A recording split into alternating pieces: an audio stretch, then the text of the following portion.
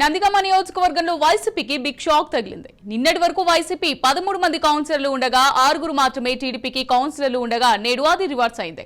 నందిగామ శాసనసభ్యులు తంగిరాల సౌమ్య ఆధ్వర్యంలో 5 మంది కౌన్సిలర్లు వైసీపీ పార్టీని వీడి టీడీపీలో జాయిన్ అయ్యారు. త్వరలో నందిగామ మున్సిపాలిటీ టీడీపీ కైవసం చేసుకోబోతున్నట్టు నందిగామ ఎమ్మెల్యే తంగిరాల సౌమ్య తెలిపారు.